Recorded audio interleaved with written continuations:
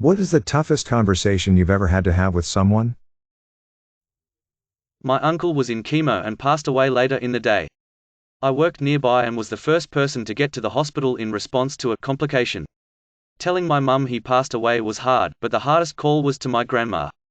She'd spent the previous year in the hospital with him, and that woman aged 10 years in about 30 minutes.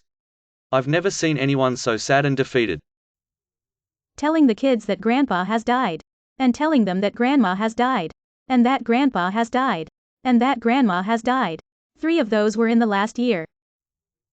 Telling my 7-year-old his dad died because he took too much medicine, then having to tell him that medicine was heroin when he was old enough to understand. Telling my husband that our marriage was effectively over, that the year of counseling had done him no good. I could tell no difference in his treatment of me and that we need to move toward a divorce. Then 3 weeks later having to wake him up to tell him his beloved brother had been hit and killed by a drunk, high driver and his sister-in-law was on life support and not expected to make it. The next day their lawyer called to let us know we were in the will to get their kids. It was the worst month of our lives.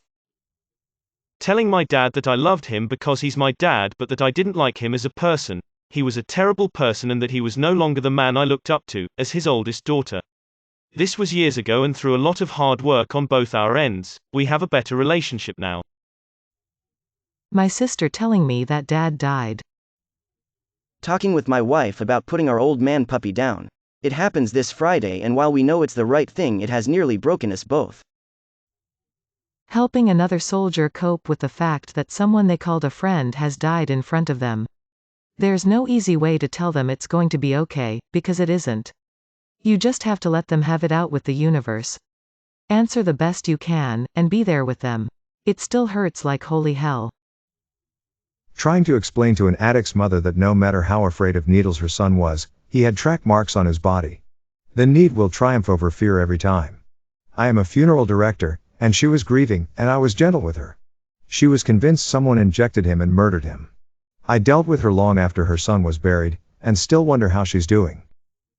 I used to be a deputy sheriff. Young kid died in a motorcycle accident. Went to his house at 9 a.m. on a Sunday morning. Interrupted the entire family and extended family who were sitting down for Sunday breakfast and then were on their way to church. A good 10 people. I had to tell his father that his son died right down the road from his house. The whole family erupted into screams understandably. That sticks with me. Managed a nightclub in the 90s, one of my bartenders was a hot blonde who was very good at her job but never learned about deodorant. Working the speedwell with her was a nauseating experience, the other BTs would fight to work the waitress side when she was on. We called her Stinky behind her back. Had to have a very awkward sit down with her to give her the basics. She claimed ignorance, nobody had ever taught her that part of personal hygiene. About a year later she thanked me. She rarely had anyone commit to a second date with her until our discussion. Now she was engaged. Trying to explain to my dad that he was going to die in the following conversation with his doctor to take him off life support. Sister was diagnosed with cancer. She didn't want the treatment, and I and my father had to talk her into it.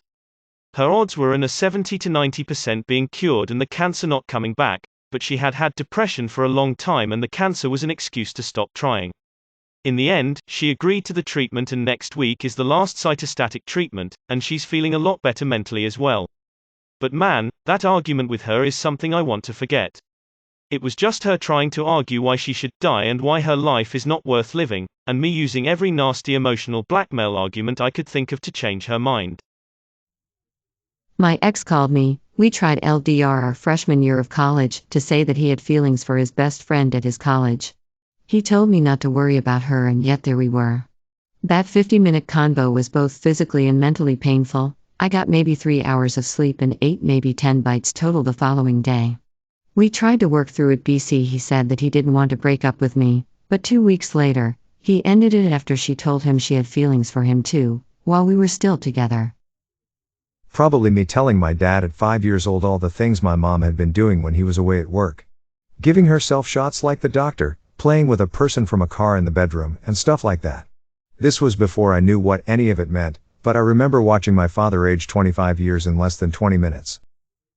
I had to terminate employment of a single mom who was 8 months pregnant or so.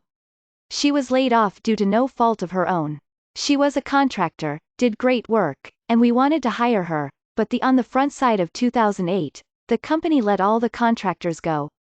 Zero I could do to change what was going to happen, but as her boss my job was to let her know. Sucked.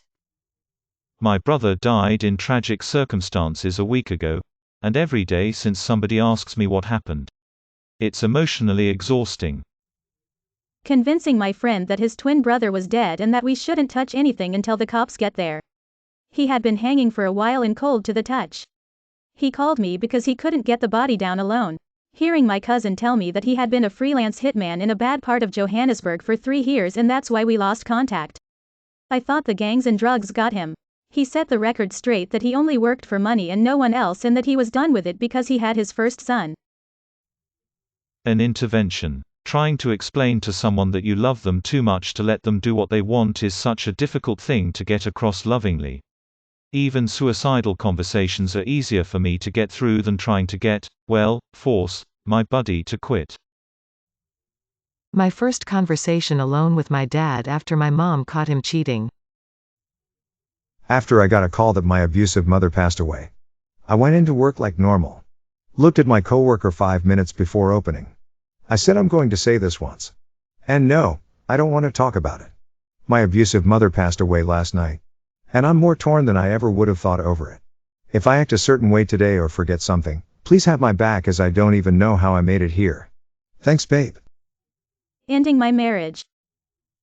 Your son was killed in combat early this morning. Breaking up with my ex.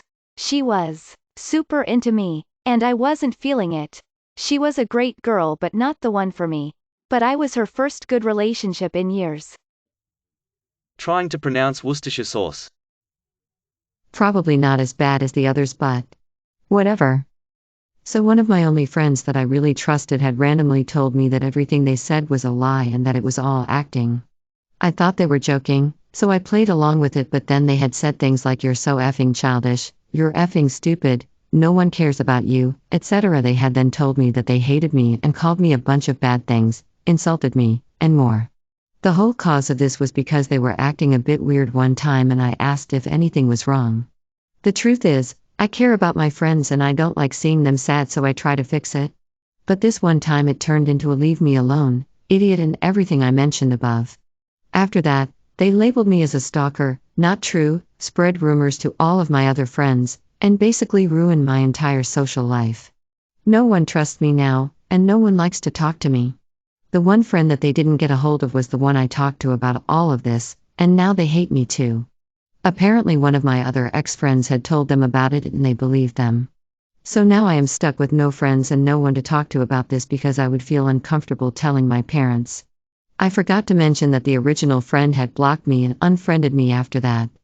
Around 3 months later someone sent me a friend request, and I only accepted because I recognized the name of original friend. They really just did that to mess with me more and call me more bad things, and insult me for believing that they were my friend. Talking to my fiancé, boyfriend at the time, about whether or not we should terminate a pregnancy. I had to vote my friend out, so it would seem like I'm not the imposter. We won that game. Telling my crush that I like her. May your day be filled with joy and happiness. And please remember to subscribe to Upvote for the best quality content every day.